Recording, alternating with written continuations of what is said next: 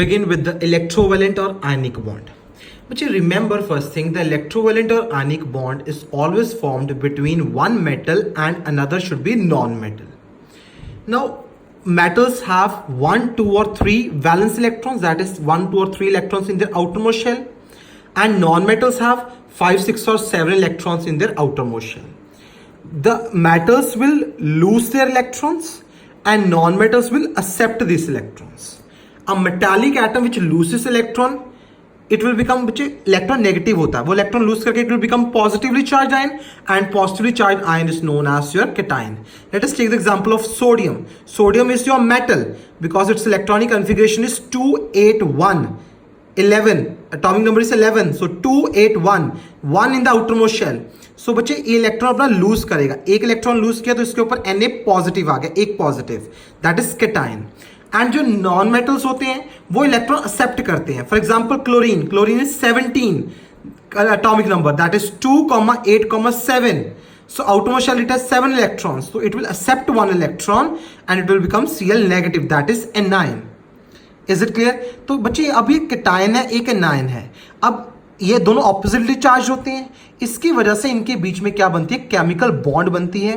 And this chemical bond is due to the force of attraction, electrostatic force of attraction between cation and anion.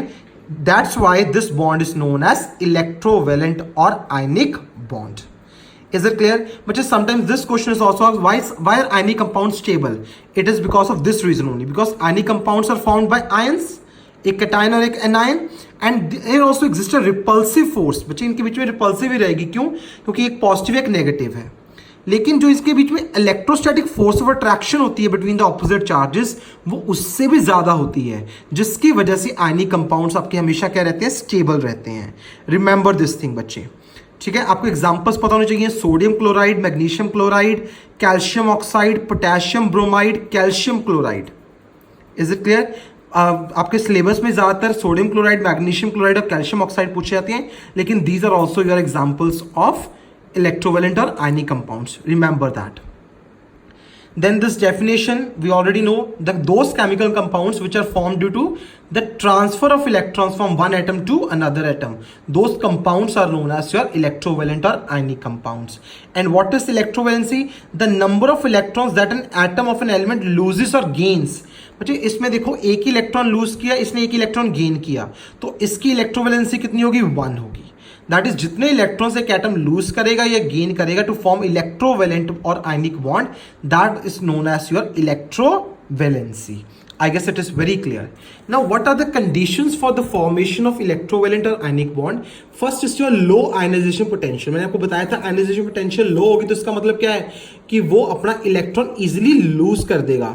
अगर वो easily loose कर देगा तो वो positively charge easily बन जाएगा केटायन, क्योंकि मुझे यहाँ पर क्या चाहिए, एक केटायन चाहिए, एक मुझे एनायन चाहिए.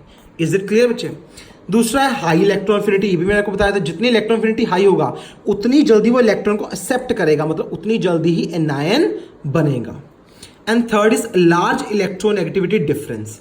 तो बच्चे जितना इलेक्ट्रोनेगेटिविटी का डिफरेंस ज्यादा होगा उतनी ही उनके बीच में क्या होगी बच्चे, आयनिक कंपाउंड बनेगा उतनी ही ज्यादा, क्योंकि उसके ऊपर slightly positive slightly negative charge आ जाएगा, जैसे मैंने आपको स्टार्टिंग में एक्सप्लेन किया रहा था जब मैंने इलेक्ट्रोनेगेटिविटी पॉइंट को डिस्कस करा था.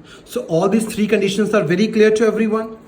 Then also I have already told you कि ये बनती है bond between metals and non metals. जैसे मैंने बच्चे आपको यहाँ पर बताया कि उन दोनों के बीच में ज्यादा इलेक्ट्रोनेगेटिविटी डिफरेंस चाहिए. तो बच्चे रिमेंबर, जो सीजियम होता है, सीजियम कंपाउंड आपको पता है it's in the first group में होता है ना.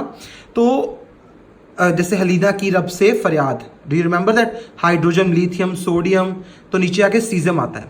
तो बच्चे वो सबसे ज्यादा इलेक्ट्रो पॉजिटिव होता है, और जो फ्लोरीन होता है वो सबसे ज्यादा इलेक्ट्रो नेगेटिव होता है.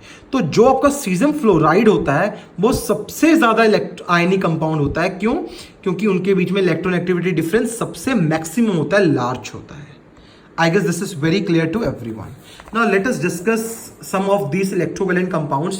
बच्चे remember one thing very simple, कि आपको जो ऑर्बिट स्ट्रक्चर्स हैं वो आपके सिलेबस में नहीं है, वो 9th स्टैंडर्ड में थे. In 10th standard only electron dot structures are there in your syllabus. Clear? तो अभी मैं आपको सीधा इलेक्ट्रॉन डॉट स्ट्रक्चर से ही एक्सप्लेन कर देता हूँ, that will be more easier to you. Just see है बच्चे, अब आपको पता है आपको sodium plus chlorine compound add करने हैं. बच्चे कई बार आपको वहाँ पर मेंशन होता है कि आपने सोडियम के लिए वैलेंस इलेक्ट्रॉन्स को क्रॉस से शो करना है, क्लोरीन के लिए डॉट से शो करना है. अगर आपको वैसे मेंशन है तो आपको वैसे ही लेना पड़ेगा. अगर आपको नहीं मेंशन तो आप कोई भी सिंबल्स ले सकते हो. जैसे इन्होंने सोडियम के लिए कलर्ड लिए हैं, वैसे इन्होंने तो सेम ले लिए, पर ऐसे नहीं होता बच्चे, डिफरेंट डिफरेंट लेने पड़ेंगे. जैसे एक के लिए कलर्ड ले लो, एक के लिए अनकलर्ड ले लो, या एक के लिए क्रॉस ले सकते हो, जैसे मैं करूंगा. बच्चे जब भी आप इलेक्ट्रॉन डॉट स्ट्रक्चर ड्रॉ करते हो ना, हमेशा हमने क्या करना होता है, हमने आउटर मोस्ट शेल वाले ही इलेक्ट्रॉन्स ड्रॉ करने होते हैं. जैसे सोडियम होता है एटॉमिक नंबर 11, दैट इज 2,8,1. तो इसकी आउटरमोस्ट शेल को मान लो मैं क्रॉस से शो कर रहा हूं, आउटरमोस्ट शेल 1 हो गया. क्लोरीन होता है बच्चे आपका 17, दैट इज 2,8,7. इसकी इलेक्ट्रॉनिक कॉन्फ़िगरेशन आउटरमोस्ट शेल में कितने 7. तो 1 2 3 4 5 6 एंड 7. अब हम क्या करने जा रहे हैं बच्चे, इसको हम लोग यहां पर क्या करेंगे, शिफ्ट करने जा रहे हैं, क्योंकि ट्रांसफर कर रहे हैं हम लोग. जैसे हमने ट्रांसफर किया, अब इसमें से एक था वो भी खत्म हो गया. अब इसने एक लूज कर दिया बच्चे, तो इसके ऊपर क्या आ जाएगा, पॉजिटिव. ये क्लोरीन था बच्चे, क्लोरीन का आप देखो 1 2 3 4 5 6 7, ये पहली था. क्रॉस एक इधर आ गया, ये क्रॉस बन गया. अब इसमें एक इलेक्ट्रॉन बच्चे ऐड हुआ है, तो इसके ऊपर क्या आएगा, नेगेटिव चार्ज आएगा. और हम इसको क्या लिख सकते हैं, Na C positive Cl negative, that is अपना क्या बन गया, हमारा NaCl बन गया. ये अब सारा आपने क्या करना है, शो करना है, जिस तरह से मैंने आपको शो किया है. Is this clear to everyone? So now let us go do for magnesium chloride के लिए. सेकेंड हम लोग करने जा रहे हैं मैग्नीशियम क्लोराइड के लिए. बच्चे now you know that magnesium का बच्चे होता है आपके पास आई गेस 12 होता है. 12 मीन्स 2 8 2. देन आपका होता है क्लोरीन दिया है, क्लोरीन क्या होता है 17, दैट इज 2 8 7. बच्चे अब इसने कितने इलेक्ट्रॉन्स लूज करने हैं, 2 लूज करने हैं. लेकिन क्लोरीन को चाहिए कितने, सिर्फ 1 चाहिए. तो हम क्या करेंगे, क्लोरीन 2 लगा देंगे, ताकि वो एक क्लोरीन को दे देगा, दूसरा दूसरे क्लोरीन को दे देगा. I guess this is very clear to everyone. So what I'm going to do is, पहले मैग्नीशियम है, मैग्नीशियम के आउटरमोस्ट शेल में कितने हैं, 2 हैं. तो मान लो मैंने ये 2 क्रॉस बना दिए. प्लस अब मैंने क्लोरीन शो करने हैं, ये रहा मेरा एक क्लोरीन, ये रहा मेरा दूसरा क्लोरीन. अब क्लोरीन के कितने होते हैं 7, तो 1 2 3 4 5 6 एंड 7. इसके भी 7, 1 2 3 4 5 6 एंड 7. अब ये एक यहाँ शिफ्ट हो जाएगा बच्चे, ये वाला एक नीचे शिफ्ट हो जाएगा. अब बच्चे इसने Mg ने दोनों लूज कर दिए, तो अब तो आउटर में कुछ नहीं बचा यहाँ पर. तो यहाँ पर आपके 2 लूज करें तो क्या आ गया, 2 पॉजिटिव. अब क्लोरीन बच्चे देखो, अब काउंट करो क्लोरीन कितने आपके, 2 हैं, तो पहले तो 2 लगा दिया. Cl कैसे है इसके, 1 2 3 4 5 6 7 तो था, एक एक क्रॉस आ गया यहाँ पर, दोनों के पास 2 थे ना, 2 लगा दिया हमने. अब इसके एक, इस पे एक आया तो एक नेगेटिव हो गया, 2 आ गया तो मतलब 2 नेगेटिव हो गया. तो दिस इज हो गया आपका. यहाँ पे इसको इसके बाद कैसे शो कर सकते हो, that is MgCl2.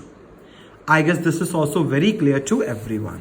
Now your last structure in the category of electrovalent compounds is your बच्चे, दैट इज कैल्शियम ऑक्साइड. अब बच्चे कैल्शियम का होता है बच्चे 20, atomic number is 20, that is 2882. Oxygen का होता है बच्चे 8, दैट इज 2,6. अब बच्चे इसने 2 इलेक्ट्रॉन्स लूज करने हैं, इसने 2 इलेक्ट्रॉन्स एक्सेप्ट करने हैं, तो एक एक ही लगेगा. तो हम क्या करेंगे, पहले कैल्शियम का ड्रॉ कर लेते हैं. कैल्शियम का आउटमोस्ट शेल में कितने हैं, 2. तो मान लो अपने ये 2 क्रॉस बना दिए. प्लस ऑक्सीजन के कितने बच्चे आपके पास, 6, दैट इज 1 2 3 4 5 6. ये एक यहां आ गया, दूसरा भी यहां आ गया. अब कैल्शियम ने दोनों लूज कर दिए, तो इसके ऊपर इसने 2 लूज करे हैं, तो इसके ऊपर क्या आ गया, 2 पॉजिटिव. ऑक्सीजन क्या बन गया बच्चे, 1 2 3 4 5 6, और ये दोनों क्रॉस यहां पर आ गए. अब इसके पास 2 आ गए बच्चे, तो इसके ऊपर क्या आएगा, 2 नेगेटिव. यहाँ ये क्या बन गया आपका, calcium oxide. I guess all the structures electron dot diagrams are clear to everyone now.